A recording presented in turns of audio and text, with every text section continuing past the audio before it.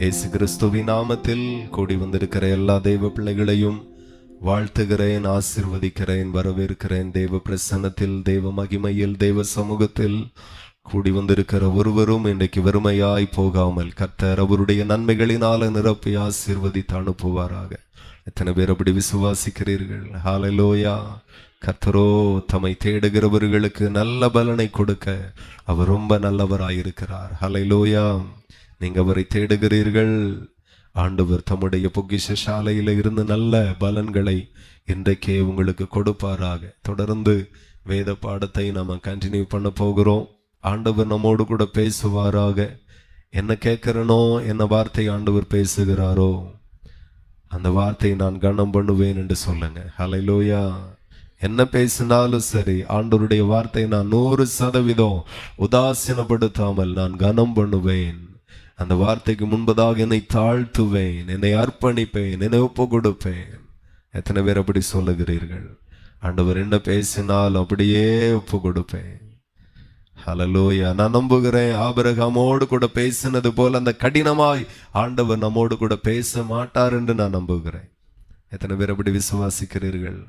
ஆண்டவர் ஆபிரகாமின் இடத்தில் அவ்வளோ கடினமா பேசினார். ஆமா, உன் ஏக சுத நேசகுமாரனை கொண்டு போய் ஆமா எனக்காக பலி கொடு அப்படின்னார்.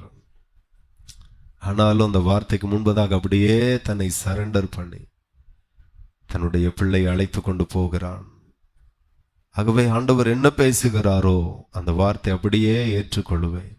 இது கர்த்தருடைய வார்த்தை என்று சொல்லி நம்ம எவ்வளவு கனம் பண்ணுகிறோமோ அவ்வளோ கர்த்தர் நம்மையும் கனம் பண்ணுவார்.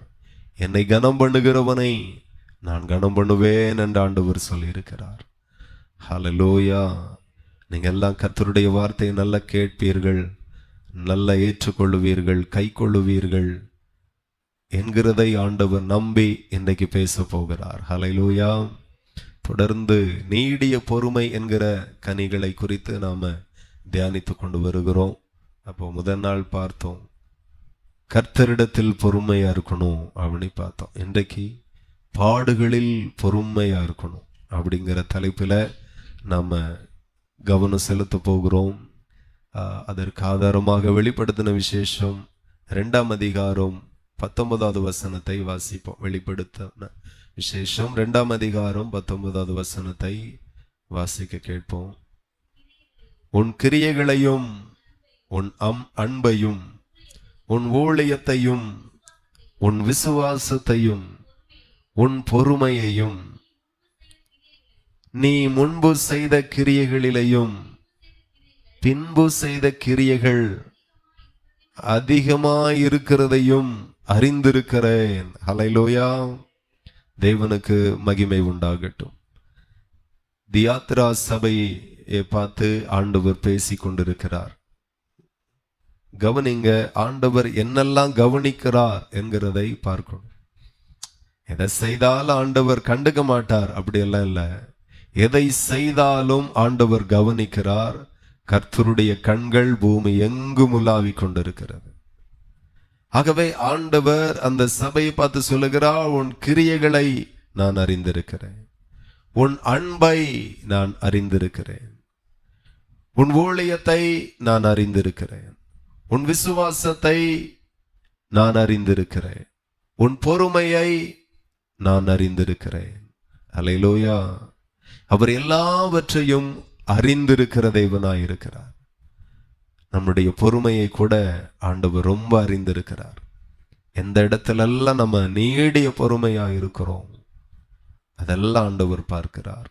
ஏனென்றால் அவரிடத்துல என்ன குணங்கள் எல்லாம் இருக்கிறதோ அதே குணங்கள் எல்லாம் அப்படியே அவருடைய பிள்ளைகளாகிய நமக்குள் வருகிறதை தேவன் விரும்புகிறார். குணத்தில் அவரை போல, சாயலில் அவரை போல, வல்லமையில கூட தேவனை போல தேவன் நம்மை மாற்றவே ஆண்டவர் நம்மை அழைத்திருக்கிறார். கரங்களை தட்டி ஆண்டவரை மகிமைப்படுத்துவோம். ஹல்லேலூயா. அவரை போல சாயல், அவரை போல குணம், அவரையே போல வல்லமையை ஆண்டவர் நம்மளிடத்திலிருந்து வெளிப்பட செய்வாராக. அப்போ சாயல் ஏற்கனவே இருக்கிறது, இப்போ குணம் ஆண்டவருடைய வார்த்தையில நாம் அநேக கனிகளை கொடுக்க போகிறோம். அதே போல அபிஷேகத்தை ஊற்றினதே எதற்காக அப்படின்னா அவரிலே இருந்து என்னென்ன வல்லமை வெளிப்படுமோ அத்தனையும் நம்மள இருந்து வெளிப்பட ஆண்டவர் நம்மை அபிஷேகித்திருக்கிறார். ஹல்லேலூயா. அப்போ சாயல் எப்படி தேவனை போல இருக்கிறதோ குணங்களும் அப்படியே தேவனை போல மாறணும். அதற்காக தான் 9 கனிகளை ஆண்டவர் வேதத்தில் எழுதி தந்து 9 கனிகளை குறித்து பேசவும் ஆண்டவர் அநேக தெய்வ மனிதர்களை அபிஷேகம் பண்ணி சபைக்கு தந்திருக்கிறார். இது தேவன் நம்மேல வைத்த அளவிட முடியாத கிருபையில ஒன்றாயிருக்கிறது. ஹல்லேலூயா. ஆண்டவர் நல்லவர். எல்லா இடத்திலையும் நீடிய பொறுமையை வெளிப்படுத்தணும். சின்ன சின்ன காரியத்திற்கு கோபப்படுகிறது, வருத்தப்படுகிறது, ஆமா வாயில வந்ததை பேசுறது, முகம் மாறுகிறது, எல்லாம் இருக்கவே கூடாது. ஹல்லேலூயா. ஒரு ஊர்ல ஒரு பிச்சைக்காரர், அவர் அந்த ஊர்ல பிச்சை எடுப்பாரு. ஆனா ஒரே ஒரு வீட்டுல மட்டும்தான் டெய்லி சாப்பாடு கொடுப்பாங்க. டெய்லி வேற யாரும் கொடுக்க மாட்டாங்க. 5-10 கொடுப்பாங்க. ஆனா ஒரு வீட்டுல மட்டும் டெய்லி சாப்பாடு கொடுப்பாங்க. ஆனா ஒரு நாள் என்னன்னா, அந்த அம்மாவுக்கு முடியல, சாப்பாடு இல்லை அப்படின்ச்சு. ஆனா அதை பார்த்து கவனிச்ச என்ன ஒரு அம்மா, வா ஏன் நான் சாப்பாடு தரேன் அப்படின்ச்சு. உடனே இவன் சாப்பாடு வாங்கிட்டு சொன்னான், டெய்லி தர மூதேவி இன்னைக்கு தரல, ஒரு நாளும் தராத மகராசி நீ இன்னைக்கு தந்திருக்க, உன் குலம் வாழ்க, உன் பிள்ளைகள் வாழ்க அப்படின்னு சொல்லி வாழ்த்திட்டு போனானா. எத்தனை பேருக்கு புரிஞ்சுது? ஹல்லேலூயா. ஒரு நாள் தானே ராசம் உனக்கு தரல, டெய்லி அந்த அம்மா தந்தில்ல, ஒரு நாள் தானே தரல. ஒரு நாளுக்கு பொறுமை இல்லை. மூதேவி, தினந்தோறும் தரக்கூடிய மூதேவி இன்னைக்கு தரல, ஒரு நாளும் தராத மாராசி இன்னைக்கு நீ தந்துட்ட, நீ வாழ்க அப்படின்ட்டு போனான். இந்த ஒரு நாள் கொடுக்காத உடனே முகெல்லாம் வேற மாதிரி ஆயிற்று, பேச்செல்லாம் வேற மாதிரி ஆயிற்று. நாளைக்கு இந்த அம்மா கொடுக்குமானே அதுக்கு தெரியாது, நாளைக்கு அந்த மூதை வீட்டை தான் போகணுன்ட்டு அதுக்கு தெரியுது. ஒரு சின்ன விஷயத்திற்காக எல்லாம் ஆண்டவர் பார்க்கிறார்.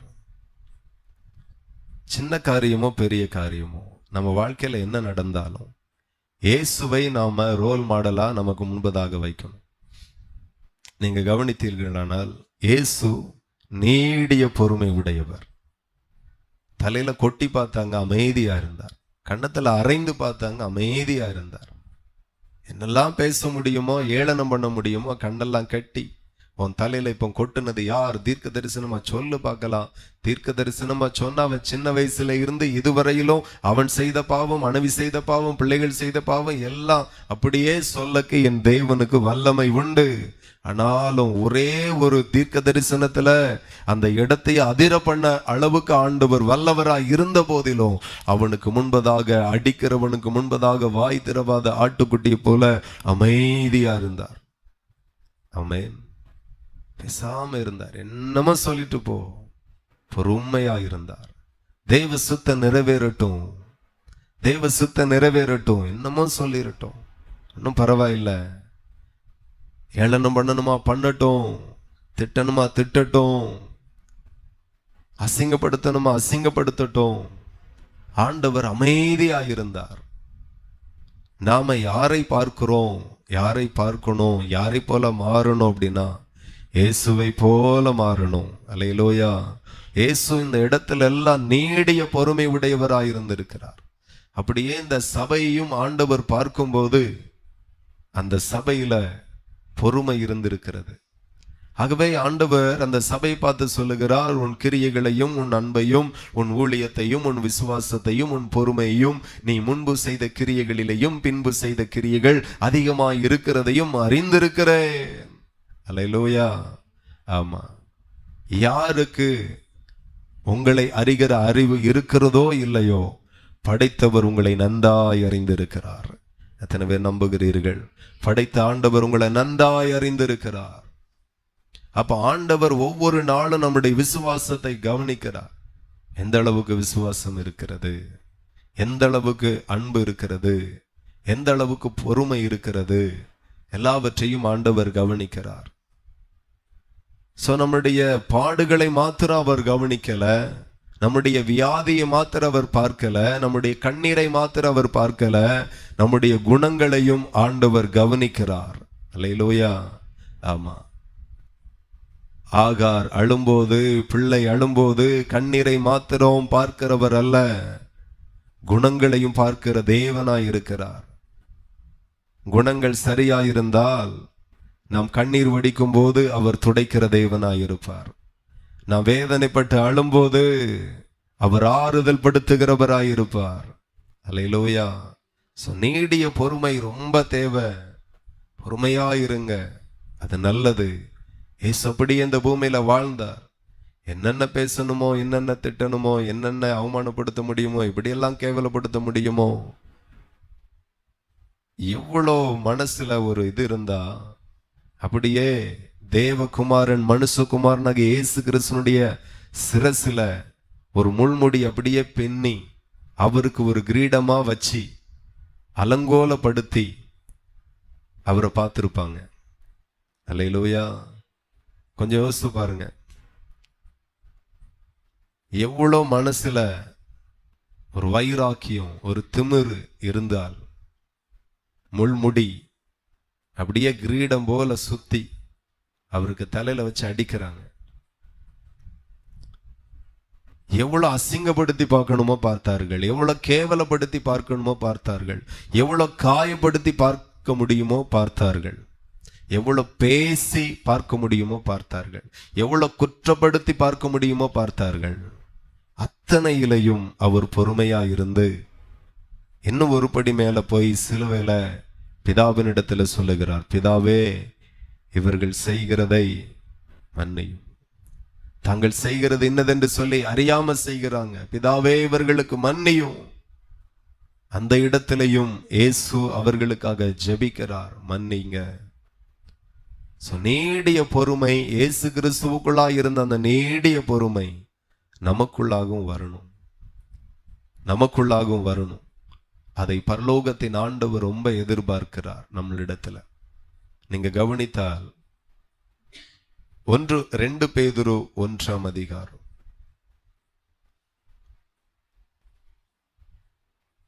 2 பேதுரு 1 அதிகாரம் அதுல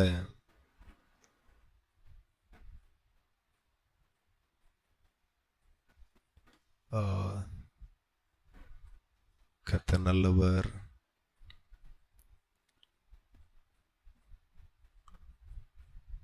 அதுல ஒரு வசனம் உண்டு, பொறுமையும் கூட்டி வழங்குங்க அன்போடு.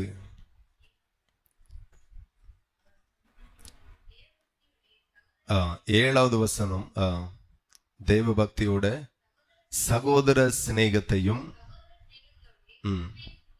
கூட்டி வழங்குங்கள்.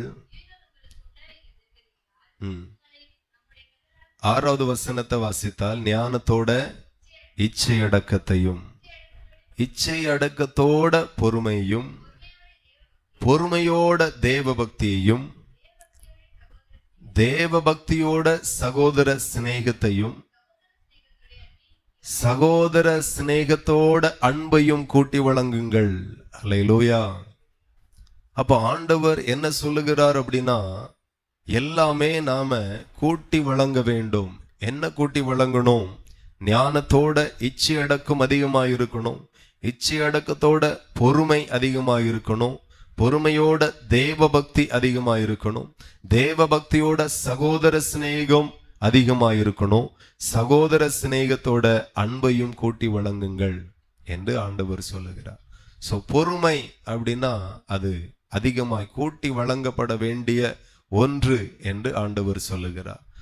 இந்த காரியத்துல எல்லாம் நாம இருந்து கற்றுக்கொள்ள வேண்டியது என்ன அப்படின்னா, நீடிய பொறுமை, பொறுமையை நாம கூட்டி வழங்கணும். இதை தேவன் ரொம்ப எதிர்பார்க்கிறார். அப்ப இன்றைக்குள்ள தலைப்பை என்ன அப்படின்னா, பாடுகளில் பொறுமை. பாடுகள் இல்லாம பரலோகத்துக்கு போகவே முடியாது. பரலோகத்துக்கு போனா அநேக பாடுகளின் நடுவாக தான் கடந்து போக முடியும். ஆண்டவர் இஸ்ரவேல் ஜனங்களை எத்தனையோ குறுக்கு பாதைகள் இருந்தாலும் ஆண்டவர் குறுக்கு பாதை வழியாக ஷார்ட்கட்டாக கொண்டு போகாமல் சுத்து வழியில கொண்டு போய் அவர் தெரிந்தெடுத்த பாதையெல்லாம் வனாந்தரமான பாதை. அந்த பாதையின் வழியாக தான் கானான் தேசத்திற்கு ஜனங்களை நடத்தும்படி ஆண்டவர் சுத்தி கொண்டு போனார். அப்போ அன்றைக்கு இருந்த முப்பிதாக்களை ஆண்டவர் வனாந்திரத்தில் எப்படி நடத்தினாரோ அதே போலதான் இன்றைக்கு இருக்கிற நம்மையும் ஆண்டவர் பூமியில சில காலம் பாடுகளின் நடுவிலே நடத்துவார், வனாந்திரத்திலே நடத்துவார், எதிர்ப்புகளின் மத்தியிலே நடத்துவார், சத்துருக்களின் மத்தியிலே நடத்துவார், குறைவுகளின் மத்தியில ஆண்டவர் நடத்துவார். ஆமென். இதிலெல்லாம் நீங்க பொறுமையோடு சகித்து ஓடுவீர்களானால் உங்களுடைய முடிவு மகிமையாயிருக்கும், அது காணானாயிருக்கும். அல்லேலூயா. அதுல யார் யாரெல்லாம் ஆண்டவர் நடத்துகிற அந்த பாதையில அந்த பாடுகளின் நடுவில் அவர்கள் பொறுமையா இல்லையோ ஒருவரும் காணான் போய் சேர முடியல. அதோட நின்னா நல்லது. ஆண்டவர் சொல்லுகிறார், கோபத்துல உங்களுடைய பிரேதங்கள் வனாந்திரத்துல விழும் அப்படின்னு கோபத்துல சொல்லுகிறார். ஆண்டவர் நடத்துகிற பாதையில பொறுமையோடு ஓடணும். ரொம்ப பொறுமை தேவை. அல்லேலூயா. எனக்கு தெரிஞ்ச ஒரு ஊழியக்காரர் இருக்கிறாரு. என் கூட தான் பைபிள் காலேஜ் படிச்சார். ஆமா. இப்போ ஊழியத்துல வந்து எனக்கு 20 வருஷம் ஆச்சு, அவருக்கும் 20 வருஷம் ஆச்சு. 20 வருஷத்துல 10 ஊழியத்தை மாத்திட்டார். 10 ஊழிய ஸ்தலம் மாறியாச்சு. ஸ்தாபனம் மாத்தல, அவரே மாத்திக்கிட்டார். இது சரியில்லை, இந்த ஊர் சரியில்லை, இந்த ஆட்கள் சரியில்லை, சபை சரியில்லை, வருமானம் சரியில்லை, எதையாகிலும் ஒண்ணு சொல்லி 10 முறை மாத்திருப்பார். அல்லேலூயா. ஆமா. ஒண்ணு தேவன் மாத்தணும், இல்லைன்னா ஸ்தாபனம் கொண்டு போகணும். அல்லேலூயா. ஆமா. பொறுமையா இருக்கணும். இது கர்த்தருடைய ஊழியம். வளர்ந்தாலும் சரி, வளராட்டாலும் சரி, தேவைகள் சந்திக்கப்பட்டாலும் சரி, உள்ள இருக்கிற ஜனங்கள் ஆண்டவருக்காக கொடுத்தாலும் சரி, கொடுக்காவிட்டாலும் சரி, வருமானம் வந்தாலும் சரி, வராமல் போனாலும் சரி, தேவைகளை சந்திக்கிறதுல கர்த்தர் ரொம்ப நல்லவராயிருப்பார். அல்லேலூயா. பிரச்சனைன்னு பார்த்தா எல்லா இடத்துலயும் பிரச்சனை இருக்கும். குடும்பத்துல பிரச்சனை இருக்கும், சபையில பிரச்சனை இருக்கும், வேலையில பிரச்சனை இருக்கும். நீடிய பொறுமை இல்லாத எந்த ஊழியக்காரனும் சபையில நிலை நிற்கவே முடியாது. இன்றைக்கு சபையில ஒரு சூழ்நிலை வித்தியாசமாயிருக்கும், அடுத்த நொடியே தேவனால சகலதையும் மாற்ற முடியும். அல்லேலூயா. அந்த மாற்றத்திற்காக தான் ஆண்டவருடைய பாதத்துல பொறுமையாய் காத்திருக்கிறது. மாறாததை மாறு பண்ணுகிறவரை ஆராதிக்கிறோம். முடியாததை முடிய பண்ணுகிற தெய்வத்தை நாம் ஆராதிக்கிறோம். அவருக்கே நாம ஊழியம் செய்கிறோம். அவர் சகலதையும் செய்ய வல்லவராயிருக்கிறார். மனுஷனால் கூடாதது என் தேவனால நிச்சயமாய் கூடும். பொறுமை. எத்தனையோ முறை வனாந்தரத்துல கஷ்டம் வரும்போது எகிப்துக்கே போயிருவோமா? நாம ஒரு தலைவனை ஏற்படுத்தி ஒரு தெய்வத்தை ஏற்படுத்தி எகிப்துக்கே போயிருவோமா? எகிப்துல இருக்கும்போது அவ்வளோ பாடு, ஆனா பெருசா தெரியல. ஆனா ஆண்டவருக்குள்ளாய் வந்த பிறகு அதை விட ரொம்ப குறைவான பாடுதான், ஆனா சகிக்க முடியல. அன்னைக்கு பார்வோனுக்காக சகித்தார்கள், இன்றைக்கு தேவனுக்காக சகிக்க முடியல. எத்தனை பேருக்கு புரியுது? ஜீவனை கசந்து போகிற அளவுக்கு பார்வோனாலையும் ஆளோட்டிகளினாலையும் அவ்வளோ கஷ்டப்பட்டார்கள், ஒடுக்கப்பட்டார்கள், நிந்திக்கப்பட்டார்கள், தூசிக்கப்பட்டார்கள், அந்த தேசத்துல அடிமைகளா இருந்தார்கள். இத்தனையும் பார்வோனின் ராஜ்யத்துல சகித்தார்கள். ஆனா தேவனுடைய அழைப்பில வரும்போது சகிக்க முடியல. அல்லேலூயா. ரட்சிக்கப்படக்கு முன்பதாக எவ்வளவோ பாடு சகித்தீர்கள். இன்றைக்கு ரட்சிக்கப்பட்ட பிறகு பாடுகளை சகிக்க முடியல. அப்படி யாரும் இருக்கீங்களா? காணான் போக முடியாது. அல்லேலூயா. ஆமா. யோசித்து பாருங்க, எவ்வளவு கேவலமா நடத்தினார்கள். ஜீவனை கசந்து போகிற அளவுக்கு 430 வருஷம் அடிமைதனத்துல இருந்தார்கள். சம்பளம் கிடையாது. அந்த ஊர்ல ஒரு காலத்தில் ஆசீர்வதிக்கப்பட்ட தலைமுறையாக இருந்தார்கள். பிற்பாடு யோசேப்பை அறியாத வேற ஒரு எகிப்துல ராஜா எழும்பினான், பார்வோன் எழும்பினான். யோசேப்பை அறியாத ஒரு பார்வோன் எழும்பினான். அப்பொழுது கொடூரமாய் நடத்தப்பட்டார்கள். பிசாசின் ராஜ்யத்திற்கு கீழே இருக்கும்போது 430 வருஷம் பொறுமையோடு இருந்தார்கள். ஆனா ஆண்டவர் நடத்தி வரும்போது 40 வருஷம் கூட ஒழுங்கா உட்கார முடியல. கேட்டுதானே? லைலோயா. 430 வருஷம் பிசாசின் ராஜ்யத்துல, பார்வோனின் ராஜ்யத்துல, அடிமைதனம் என்கிற ராஜ்யத்துல பொறுமையா இருந்தார்கள். ஆனா ஒரு மோசைக்கு கீழே, ஒரு தீர்க்கதரிசிக்கு கீழே, ஒரு தேவ மனுஷனுக்கு கீழே, மேக ஸ்தம்பத்திற்கு கீழே, ஒரு அக்கினி ஸ்தம்பத்திற்கு கீழே, தேவனுடைய அழைப்பின் கீழே, தேவனுடைய தரிசனத்தின் கீழே, தேவனுடைய திட்டத்தின் கீழே 40 வருஷம் ஒழுங்கா இருக்க முடியல. அல்லேலூயா. ஒண்ணே ஒண்ணு இல்ல, பொறுமை. தருவார். அல்லேலூயா. தருவார். ஆண்டவர் தருவார். தண்ணீர் இல்லையா? தருவார். சங்கடலா ஏதாச்சும் பண்ணி ஆண்டவர் அக்கறை கொண்டு போய் சேர்ப்பார். பொறுமை இல்ல, பாடுகள். அது எப்படி? எவ்வளவு அங்கிட்டு போயிருக்கலாம், இங்கிட்டு போயிருக்கலாம், அப்படியே சுத்தி அந்தால போயிருக்கலாம், இங்கேயா கொண்டு வரணும்? நான் சொல்லுகிற சூழ்நிலை எதுவானாலும் கர்த்தர் கரை சேர பண்ணுவார். அவர் மேல 100% நம்பிக்கையா இருக்கணும். இவர்களுக்கு அந்த விசுவாசமே இல்லை, நம்பிக்கையே இல்லை. ஆண்டவர் சொல்லுகிறார், பாடுகளில் பொறுமையாயிருங்க. பொறுமையாயிருங்க. எவ்வளவு பாடுகள் வரட்டும், பொறுமையாயிருங்க, விசுவாசமாயிருங்க. கட்டு நீ பேசாதுங்க. ஆமா, ஒரு மாதிரி ஆயிரும். தேவனுக்கு கீழே தானே இருக்கிறோம், அழைப்பின் கீழே தானே இருக்கிறோம், வாக்கு தத்தத்தின் கீழே தானே இருக்கிறோம், அபிஷேகத்துக்குள்ள தானே இருக்கிறோம். ஒரு சேதம் இல்லாமல் கர்த்தர் உன்னை தப்புவிப்பார், கரை சேர பண்ணுவார், கைவிடவே மாட்டார். நீ 430 வருஷம் பாட அனுபவித்த தலைமுறை, ஆண்டவருக்காக கொஞ்சம் சகிக்க முடியாதா என்ன? கொஞ்சம் சகிக்க முடியாதா என்ன? சில ஆட்களுக்கு பாடு சகிக்க தெரியல. பாடு சகிக்க தெரியாதவர்கள் கிறிஸ்துவுக்குள்ளாய் ஜெயிக்க முடியாது. கிறிஸ்துவுக்குள்ளாய் கானானை சுதந்திரிக்க முடியாது. பாடுகள் வரட்டும், பொறுமையோடு இருப்போம், பொறுமையோடு சகிப்போம், எல்லாவற்றிற்கும் ஸ்தோத்திரம் பண்ணணும். அல்லேலூயா. ஆமா, ஃபாதர் நிறைய மேடைகள்ல வந்த உடனே தேங்க்யூ ஜீசஸ் அப்படிம்பார். அல்லேலூயா. ஒருக்காவா சொல்லுவாரு, அடிக்கடி சொல்லுவார். இப்ப வந்தாலும் நன்றி ராஜா, நன்றி, ஸ்தோத்திரம், நன்றி, ஹல்லேலூயா. நமக்கு ஆராதனை கூட வாயில வருவோ என்னதோ தெரியல. எல்லாருக்கும் ஒரு மைக்கு கொடுக்கணும், அப்பதான் நமக்கு தெரியும் அவங்க என்ன சொல்றாங்க அப்படின்ட்டு. வரணும். நன்றி. காய்ச்சல் வந்துட்டா நன்றி, அல்லேலூயா. ஆமா, கால் வலி வந்துட்டா நன்றி. நன்றின்னு சொன்ன உடனே பிசாசு வைக்கப்பட்டு கால்ல இருந்து ஓடிடுவான். இவனுக்கு வலிய கொடுத்தா கூட நன்றி அவருக்கு சொல்றான். அவரை திட்டுவானின் தான் அந்த கால் வலி கொடுத்தது. ஆனா கால் வலி வந்தாலும் நன்றி சொல்றான். தலைவலி கொடுத்து பார்ப்போம், உடனே மறுபடியும் இவரு நன்றி ஐயா, தலைவலிக்கு ஸ்தோத்திரம் நீ சொன்ன உடனே பிசாசு பாப்பா, என்னடா கால் வலிய கொடுத்தோம், அப்பவும் அவருக்கு தான் மகிமை. இன்னைக்கு தலைவலியை கொடுத்திருக்கோம், அப்பவும் அவருக்கு தான் மகிமை. இவனை என்ன செய்தாலும் மகிமையும் கனமும் அங்கிட்டு தான் போகுது. யோபுவுக்கு அவன் கொடுத்ததை எல்லாம் எதற்காக கொடுத்த? ஆண்டவரை மறுதலிக்கணும், ஆண்டவரை நிந்திக்கணும், ஆண்டவரை தூசிக்கணும் என்கிறதற்காக தான் ஒவ்வொன்னா செய்து பார்த்தான். ஆனா அவன் செய்ய செய்ய யோபு தேவனை பணிந்து கொண்டான். அல்லேலூயா. யோபு கர்த்தரை பணிந்து கொள்ளுகிறான். ரொம்ப ஆச்சரியமான ஒரு தேவ பக்தன், நல்ல அருமையான ஒரு தேவ மனுஷன். ரொம்ப ஆச்சரியமா இருக்கும். அவ்வளோ சேதங்கள், எல்லா பிள்ளைகளும் மரித்து போனார்கள்.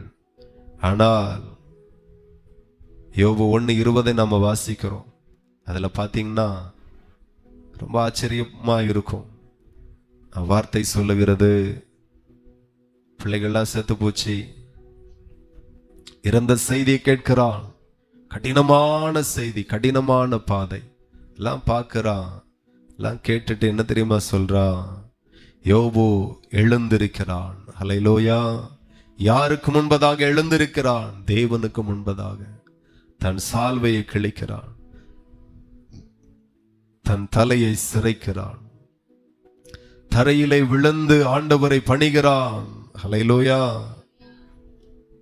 எத்தனை பேருக்கு புரியுது? என்ன பாடுகள் வரட்டும், கர்த்தரை பணிந்து கொள்ளுங்கள். கர்த்தருக்கே கனத்தை செலுத்துங்க, கர்த்தருக்கே மகிமையை செலுத்துங்க, கர்த்தரையே பாடி மகிமைப்படுத்துங்க. ஆண்டவர் ரொம்ப சந்தோஷப்படுவார். நீங்க எப்பண்டா முறுமுறுப்பீங்க, எப்ப மறுதளிப்பீங்க, ஒருத்தன் வெயிட் பண்ணிட்டே இருக்கிறான். கொஞ்சம் பண கஷ்டம் கொடுத்தாக்கி மறுதளிச்சிருவாங்களா? கொஞ்சம் நஷ்டத்தை கொடுத்தா மறுதளிச்சிருவாங்களா? கொஞ்சம் இழப்பை கொடுத்தா மறுதளிச்சிருவாங்களா? பிசாசின் ராஜ்யம் எதிர்பார்க்கிறது. ஆனா யோபுவுக்கு இவ்வளோ பெரிய கஷ்டங்கள் கொடுத்தாலும் பாடுகளில் அவன் நீடிய பொறுமையாயிருந்து, கெட்ட செய்தியா வந்துட்டு இருக்கு, அல்லேலூயா, ஆமா, துர்ச்செய்தியா வந்துட்டு இருக்கு,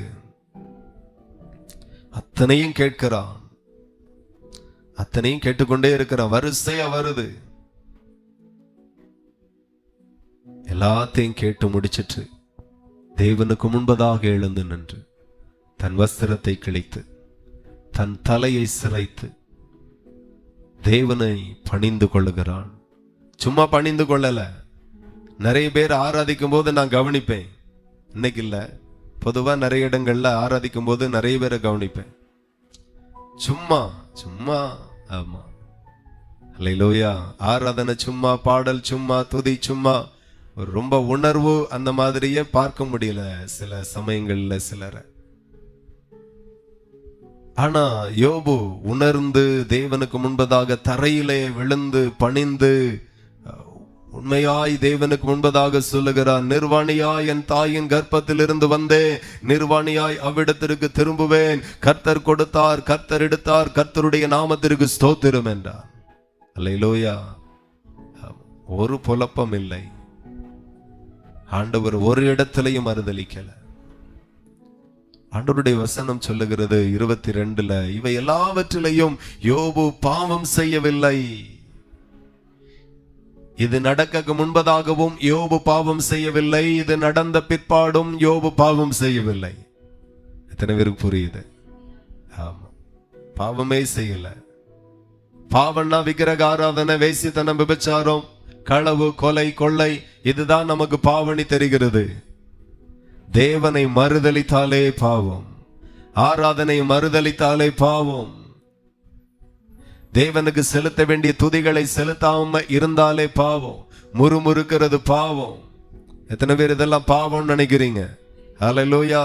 இதெல்லாம் பாவம். ஜெபம் பண்ணாம இருக்கிறது பாவம், ஆண்டவரை கனம் பண்ணாம இருக்கிறது பாவம், ஆண்டவரை ஆராதிக்காமல் இருக்கிறது பாவம், பாடுகள் வரும்போது ஆண்டவரை நிந்திக்கிறது பாவம், தூசிக்கிறது பாவம், மறுதலிக்கிறது பாவம்.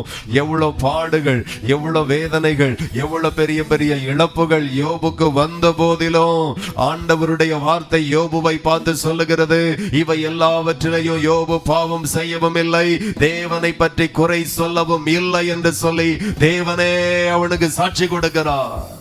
பாடுகளில் பொறுமையாயிருங்கள், ஒரு நாள் மாறும். அல்லேலூயா. எத்தனை பேர் நம்புறீங்க? அதி சீக்கிரத்தில் நீங்க விழுந்த லேசான உபத்திரவம் ரொம்ப சீக்கிரமா மாறப்போகுது. ஆனா ஒரு வாட்டி மாறிட்டுனா கடைசி வரைக்கும் இனி அந்த பாடுகள் இல்லை. எத்தனை பேர் நம்புறீங்க? அல்லேலூயா. கொஞ்ச காலம் பாடு, அதுக்கு பிறகு பாடுகள் இல்லை. ஜெயம் கொள்ளுகிறவன் எவனோ அவனுக்கு விடிவெள்ளி நட்சத்திரத்தை கொடுப்பார், மறைவான மன்னாவை கொடுப்பார். ஜெயம் கொள்ளணும், பாடுகளிலே ஜெயிக்கணும். பாடுகளிலே ஜெயிக்கணும்னா பொறுமையா இருக்கணும், நீடிய பொறுமை. அவங்கவுங்க குடும்பத்துல பொறுமையா இருங்க, அவங்கவுங்க வேலையில பொறுமையா இருங்க, அவங்கவுங்க ஊழியத்துல பொறுமையா இருங்க, அவங்கவுங்க பாடுகளில பொறுமையா இருங்க. என்ன பாட தந்திருக்கிறார் அந்த பாடுகளில் அப்படியே பொறுமையாய் பொறுமையாய் ஓடணும். மாம்சத்துல ஒரு முடிவும் எடுக்காதிருங்க, தாறுமாறா ஆயிரும். ஆமா, இப்படி செஞ்சுட்டா என்ன, அப்படி செஞ்சுட்டா என்ன. நம்ம எல்லாம் தெய்வ சித்தத்தை செய்யும்படி அழைக்கப்பட்டவர்கள், சுய சித்தத்தை செய்யும்படி அழைக்கப்பட்டவர்கள் அல்ல. ஆமா, ஆண்டவரை பார்த்து சொல்லுவார்களா, ஆண்டவரே நாங்க பிசாசை துரத்தினோமே உம்முடைய நாமத்தினால. ஆண்டவர் கூப்பிட்டு கேட்பார், அப்படியாப்பா, எந்த ஊர்ல? புஷ்பபுரத்திலையா, ராதாபுரத்திலையா? ஓ சரி சரி, அப்படியா? ஆமா, நிறைய பிசாசு விரட்டி இருக்காப்புல, நிறைய அற்புதம் செஞ்சிருக்காப்புல. ஆமா, அப்படியாப்பா? ஆமா, நிறைய கன்வென்ஷன் பேசியிருக்க ஆண்டவரே. அப்படியாப்பா? ஆனா ஒண்ணு நான் அறியனே. அவ்வளவுதான், முடிஞ்சு போச்சு. தேவ சித்தம் ஓடனா ஓடிட்டே இருக்கலாம், தேவ சித்தம். இதே ஊழியத்தை வேற எங்கேயும் போய் செய்யலாம். ராதபுரம் சபையை விட்டுறலாம், புஷ்பபுரம் சபையை விட்டுறலாம், எங்க போய் ஊழியம் செய்யலாம். ஆனா நான் எங்கே போய் ஊழியம் செய்ய வேண்டும் என்கிறதை முடிவு பண்ணுகிறது நானோ, என்னுடைய மனைவியோ அல்லது விசுவாசிகளாகி நீங்களோ அல்ல. நான் எங்க ஊழியம் செய்ய வேண்டும் என்கிறதை முடிவு பண்ணுகிறது பரலோகத்தின் சர்வ வல்லமை உள்ள தேவன். அவர் முடிவு பண்ணணும். அவருடைய சித்தத்தை அவர் சொன்ன இடத்துல செய்யாம ஊர் ஊரா போய் என்னத்திருக்கு, தெருவா போய் என்னத்திருக்கு.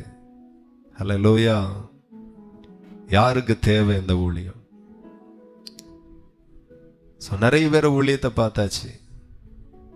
20 வருஷம் ஆகுது, 10 முறை ஊழியத்தில் அது சரியில்லை, இது சரியில்லை, அப்படியே போகும் பாருங்க. இன்னும் கொஞ்ச நாட்கள்ல ஊழியத்துல இருக்க மாட்டாங்க அவங்க எல்லாம். அழைக்கப்பட்டிருக்கலாம், அழைப்பு இருக்கலாம், மோசே போல தரிசனம் இருக்கலாம், கிருபை இருக்கலாம். ஆனா தேவன் கொடுத்ததுல பொறுமையாய் அடங்கி இல்லாத யாரும் ஊழியத்துல பிரகாசிக்கவே முடியாது. அது யாரா இருந்தாலும் சரி, மிஷனரி ஸ்தலத்துல போய் ஊழியம் செய்தாலும் சரி, சொந்த இடத்துல ஊழியம் செய்தாலும் சரி, ஒன்னும் நடக்காது. கர்த்தர் நல்லவர். நமக்கு நிறைய செய்தது போல இருக்கும், பயங்கர அற்புதம் எல்லாம் நடந்தது போல இருக்கும். ஆண்டவர் மொத்த சபையும் கூடி நிற்கும் போது, அந்த வெள்ள சிங்காசனத்திற்கு முன்பதாக கூடி நிற்கும் போது, நியாய தீர்ப்பு கொடுக்கும்படி கூடி நிற்கும் போது, எல்லாருக்கும் முன்னாடி வைத்து ஆண்டவர் சொல்லுவார், உன்னை நான் அறியேன் என்று. அல்லேலூயா. எப்படி இருக்கும் அப்படி நமக்கு? ஊழியக்காரனுக்கு எப்படி இருக்கும்? ஊழியக்காரிக்கு எப்படி சொன்னா எப்படி இருக்கும்? காணிக்கை கொடுத்து சபையை கட்டி சபையை தாங்கினவர்களுக்கு எப்படி இருக்கும்? எல்லாவற்றையும் ஆண்டவர் வேதத்தில் எழுதி தந்திருக்கிறார். இனி வாசித்து தியானித்து தன்னையே மாற்ற வேண்டியது நீங்க தான், அவர் அல்ல. கர்த்தர் நல்லவர். இவ்வளவு பெரிய சம்பவம் நடந்த பிறகும் யோபு ஓகே, தேவனை தரை மட்டும் தாழ்த்தி, தன்னை தரை மட்டும் தேவனுக்கு முன்பதாக தாழ்த்தி ஆண்டவரை பணிந்து கொண்டு உணர்ந்து சொல்லுகிறார், கர்த்தர் கொடுத்தார், கர்த்தர் எடுத்தார், கர்த்தருடைய நாமத்திற்கு ஸ்தோத்திரம். இவ்வளவு பொறுமையா இருக்க முடியுமா? இஸ்ரவேல் ஜனங்கள் அவ்வளவு பொறுமையா இருக்கவே இல்லை. இன்னும் கஷ்டத்தை கொடுத்து பார்க்கிறார். ஆண்டவர் அனுமதிக்கிறார். சில நேரம் பிசாசு நம்மேல, பிசாசுகளுக்கு நம்மேல, பிசாசுகளுக்கு உங்க மேல, பிசாசுகளுக்கு சபை மேல சில காலம் கர்த்தர் அனுமதியை கொடுப்பார். பொறுமையா இருங்க, அமைதியா இருங்க, எப்போதும் ஸ்தோத்திரம் பண்ணிட்டே இருங்க. ஹல்லேலூயா. மரித்தவனை உயிரோடு எழுப்ப வல்லவராய் இருந்தோம் கால்வலி சுகமாக இல்லையே, தலைவலி சுகமாக இல்லையே அப்படின்னு நீங்க வருத்தப்படலாம். ஆனாலும் பொறுமையா இருங்க. ஒரு காலங்கள் வரும், உங்க கால்களை மான் கால்களை போல கர்த்தர் மாற்றுவார். ஹல்லேலூயா. தேவனுக்கு அது லேசான காரியம். அவருடைய வேளையில் அவர் செய்து முடிப்பார். ஸ்திரியே, எனக்கும் உனக்கும் என்ன, என் வேலை இன்னும் வரவில்லை என்று சொல்லி ஆண்டவர் சொல்லுகிறார். பேசாம இரு. என் வேளையில எதை செய்யணுமோ அதை நான் செய்து முடிப்பேன். மரியாளுக்காக நான் செய்ய மாட்டேன். என் வேலை ஒண்ணு இருக்கு. அந்த வேளையில யாரு சொன்னாலும் சொல்லாவிட்டாலும் நான் செய்கிறதை சிறப்பாக நான் செய்வேன். அவ்வளவுதான். கற்சாடிகள் தண்ணீரால நிரப்பப்பட்டது. ஆண்டவருடைய வேளை வந்தது. ஆண்டவர் அந்த தண்ணீரை திராட்சரசமாய் மாறு பண்ணினார். அந்த திராட்சரசம் முந்தின திராட்சரசத்தை காட்டிலும் பிந்தின திராட்சரசம் அதிக ருசி உள்ளதாயிருந்தது. கரங்களை தட்டி ஆண்டவரை மகிமைப்படுத்துங்க. அவர் ரொம்ப நல்லவர். ஹல்லேலூயா. ரொம்ப நல்லவர். பார்த்துட்டே இருக்கிறார். அவருக்கு ஒரு வேலை உண்டு. நம்ம இவ்வளவுதான் தலைகீழ நின்னாலும், ஒரே மரித்த லாசருவையே உயிரோடு எழுப்பினீங்க. அழுகின சரீரம், என் காலு நல்லாதான் இருக்கு, என் சரீரம் நல்லாதான் இருக்கு, ஒரே ஒரு பிரச்சனை தானே, மாத்த மாட்டீங்களா? சோர்ந்தே போகாதுங்க. ஆமா, ஒரே நாள் மாறும், ஒரே நாள் மாறும். 38 வருஷம் மாறாததை ஒரே நாள் ஆண்டவர் மாற்றினார்.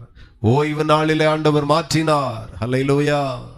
ஆமா, அந்த நாள் அவருடைய நாள், அந்த நாள் ஆராதனையின் நாள், அந்த நாள் கர்த்தரை மகிமைப்படுத்துகிற நாள். ஆனால் அந்த நாள் உனக்கு சுகம் தருகிற நாளாக கர்த்தர் உன்னிடத்தில் இறங்கி வந்து உனக்கு அற்புதத்தை செய்து உன்னை மகிழ பண்ணினாரே. ஒரு நாள் வரும், அன்றைக்கு உன் கண்ணீர் துடைக்கப்படும், உன் படுக்கை மாறும். பொறுமையாயிருங்க, பொறுமையாயிருங்க. ஆண்டவர் மறக்கல, ஆண்டவர் மாறவும் இல்லை. அழைக்கும் போது ஆண்டவர் எப்படி இருந்தாரோ இன்றைக்கும் ஆண்டவர் உங்களுக்கு அதே அன்புள்ளவராய் இருக்கிறார். உங்களுக்கு தன்னை வெளிப்படுத்தும் போது, உங்களுக்கு தரிசனத்தோடு ஆண்டவர் பேசும்போது, வாக்குத்தத்தத்தோடு ஆண்டவர் பேசும்போது, உங்கள் மேல எவ்வளவு அன்புடையவராய் இருந்தாரோ அதே அன்புடையவராக இன்றைக்கும் உங்கள் மேல தேவன் அன்பாகவே இருக்கிறார். அவர் மாறாதவர், அவர் மறவாதவராய் இருக்கிறார். இன்னைக்கும் அன்புள்ள நல்ல தேவனாய் இருக்கிறார். பொறுமையாயிருங்க. ஆண்டவர் செய்ய வேண்டியதை அதினதின் காலத்தில் கட்டாயம் செய்வார். அவருக்குன்னு ஒரு வேலை இருக்கிறது. Glory, hallelujah. பார்வோனின் ராஜ்யத்துல 430 வருஷம் வாயை மூடிட்டு இருந்தாங்க. ஆனா தேவனுடைய ராஜ்யத்திற்கு கீழே வந்து 40 வருஷம் கூட ஆகல, வாயை மூடவே இல்லை. பிசாசு கூட்டம் அடுத்தன வடங்கா கழுத்துள்ள ஜனங்கள். கர்த்தர் பார்க்கிறார். பாடுகள், நிந்தனைகள், அவமானங்கள் என்ன வரட்டும், சகிப்போம், பொறுமையா இருப்போம். யோபு சகித்தார். இதெல்லாம் ஆண்டவர் எழுதி வச்சிருக்கிறார்னா காரணம் இல்லாமல் இல்லை. அதை பார்த்து நீ கவனி, அதை பார்த்து கற்றுக்கோ. அதற்காக தான் கர்த்தர் வேதத்தில் எழுதி வச்சிருக்கிறார். சும்மா யோபுவினுடைய சரித்திரம் வேதத்துல இடம்பெறக்கு ஒரே ஒரு காரணம் தான், நான் கற்றுக்கொள்ள வேண்டும். யோபுவின் இடத்துல படிக்க வேண்டிய சில பாடங்கள் இருக்கிறது. மோசேயின் இடத்துல நான் கற்றுக்கொள்ள வேண்டிய சில பாடங்கள் இருக்கிறது. யோசுவாவின் இடத்துல கற்றுக்கொள்ளக்கூடிய சில பாடங்கள் இருக்கிறது. தாவீது ராஜாவின் இடத்துல நான் கற்றுக்கொள்ள வேண்டிய, நீங்க கற்றுக்கொள்ள வேண்டிய சில பாடங்கள் இருக்கிறது. ஆகவே ஆண்டவர் வேதத்துல இவர்களுடைய சரித்திரத்தை ஆண்டவர் எழுதி வைத்திருக்கிறார். நீ கற்றுக்கொள். உலகத்தை பார்த்து கற்றுக்கொள்ளாதே. உலகத்துல இருந்து கர்த்தர் உன்னை வேறு பிரித்திருக்கிறார். நீ உலகத்தான் இல்ல, உலகத்தான் இல்ல, உலகத்தையும் படைத்த தேவனுடையவன் நீ. உலகத்தில் இருந்த ஆண்டவர் நம்மை வேறு பிரித்திருக்கிறார். உலகத்திற்கும் நமக்கும் சம்பந்தம் கிடையாது. உலகத்தை பார்த்து கற்றதெல்லாம் என்னைக்கு ரட்சிக்கப்பட்டோமோ அன்னைக்கே உலகத்துல நாம கற்றுக்கொண்டதெல்லாம் மறந்துடணும். பழைய ஆள், பழைய புத்தி, பழைய பழக்கம், பழைய சுபாவம் எல்லாம் நம்மளை விட்டு மாறிடணும். பழையவைகள் எல்லாம் நிரந்தரமாய் ஒழியணும். பழையவைகள் எல்லாம் ஒழியாதது வரைக்கும் புதியவைகளை பார்க்கவே முடியாது. அப்படியே இஸ்ரவேல் ஜனங்கள் தேவனுடைய மகிமைக்கு கீழே வந்த பிறகும், மேக ஸ்தம்பத்திற்கு கீழே வந்த பிறகும், அக்கினி ஸ்தம்பத்திற்கு கீழே வந்த பிறகும் பொறுமையாயிருக்க கற்றுக்கொள்ளல. என்ன பிரச்சனை வரட்டும், என்ன நெருக்கங்கள் வரட்டும், என்ன போராட்டங்கள் வரட்டும், முறுமுறுத்துட்டே இருப்பார்கள். தண்ணீர் இல்ல, செங்கடல், சத்துருக்கள், காடை இல்ல, இறைச்சி இல்ல, எதுக்கெல்லாம் முறுமுறுக்க முடியுமோ எல்லாத்துக்குமே முறுமுறுத்தார்கள். ஆண்டவர் நமக்கு நன்மை செய்யும் போது எவ்வளவு சந்தோஷமாய் கர்த்தரை துதிக்கிறோமோ அதே போலதான் நாம தீமையை சந்திக்கும் போதும் அதை விட அதிகமாய் கர்த்தரை துதியுங்கள். கர்த்தர் நல்லவர். ஹல்லேலூயா. நான் ஊழியக்காரர்களை நிறைய பேரை கவனிப்பேன். அதுல ஒரு ஆள் தான் ஐயா பெர்க்மன்ஸ்.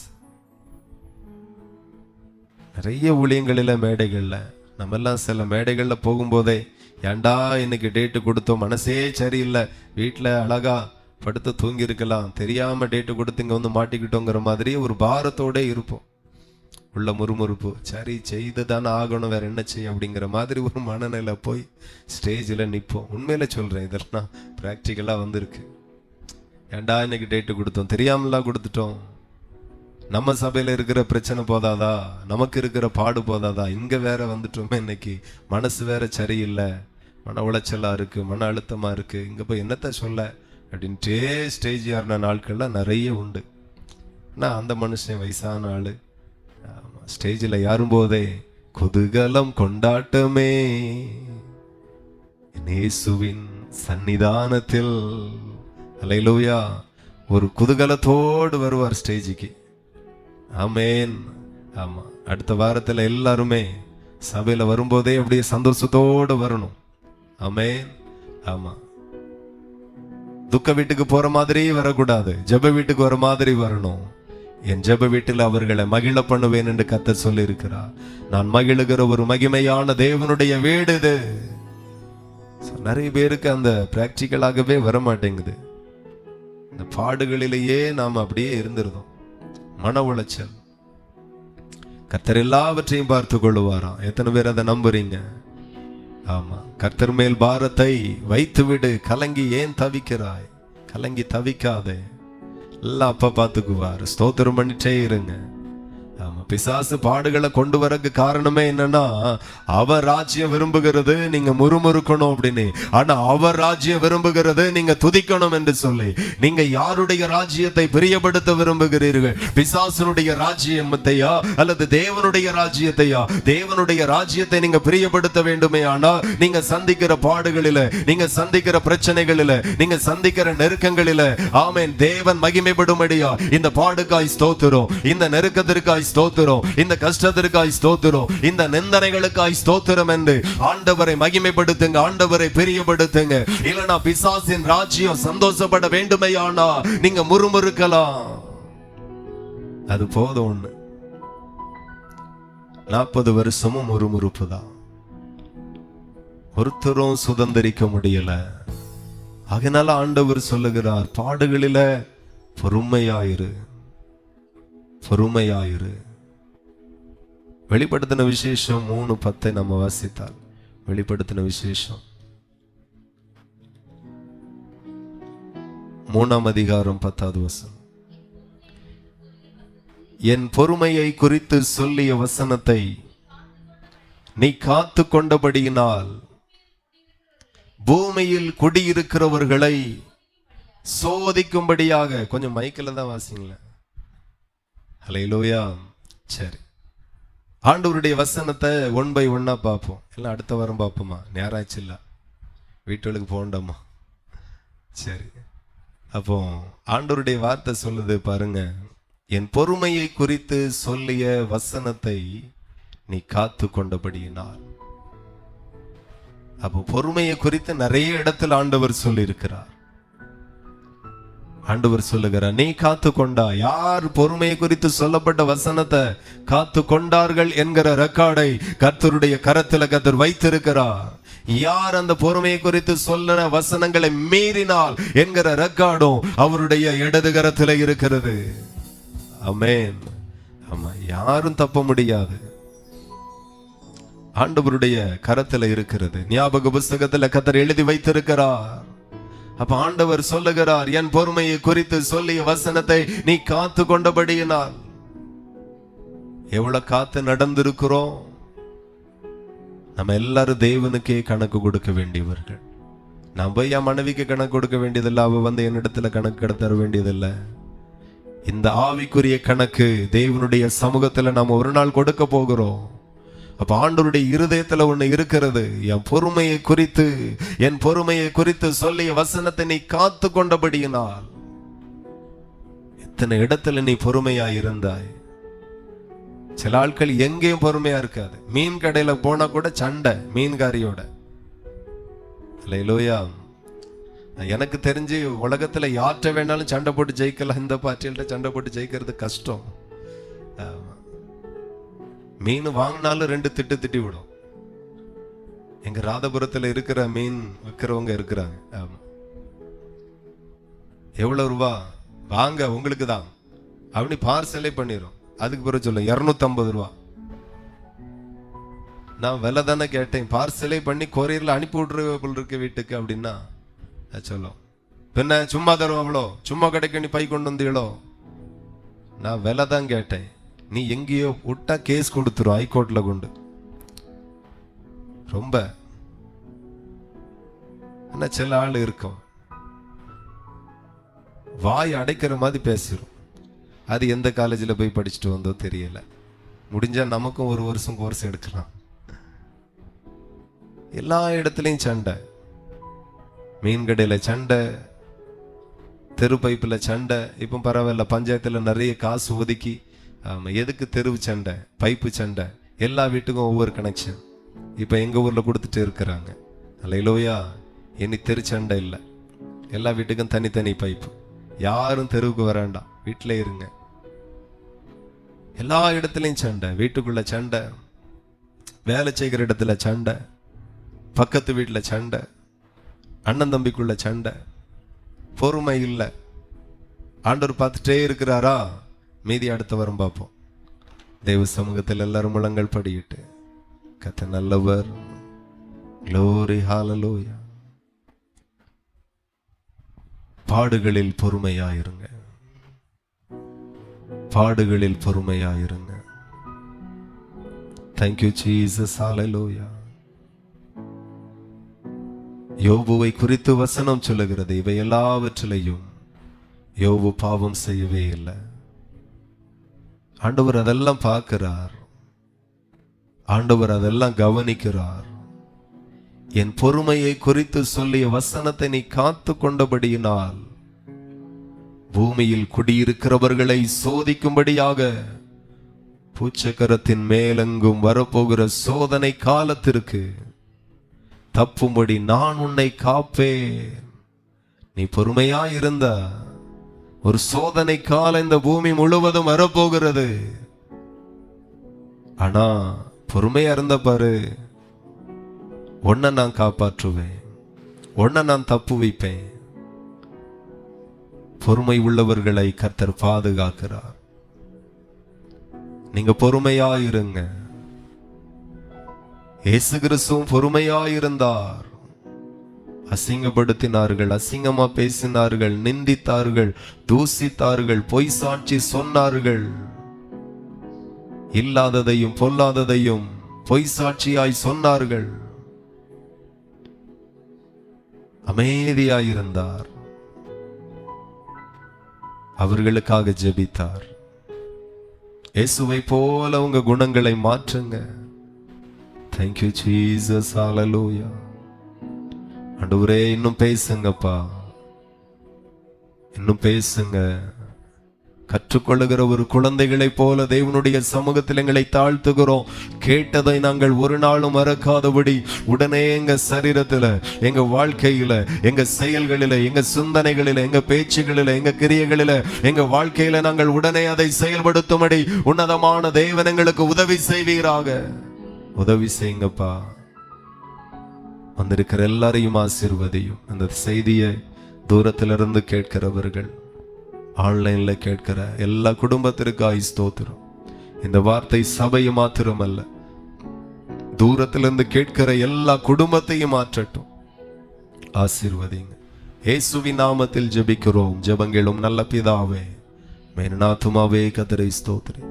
என் முழு உள்ளமே பரிசுத்த நாமத்தை ஸ்தோத்திரி. நாத்துமாவே கர்த்தரை ஸ்தோத்திரி. கர்த்தர் செய்த சகல உபகாரங்களை மறவாதே. ஆமென். கர்த்தராகிய இயேசு கிறிஸ்துவின் கிருபை, பிதாவாகிய தேவனுடைய அன்பும் பரிசுத்த ஆவியின் ஐக்கிய சிநேகாவலும் என்றும் என்றும் சதா காலமும் நாம் அனைவரோடும் என்னென்றைக்கும் இருப்பதாக. ஆமென். ஹல்லேலூயா.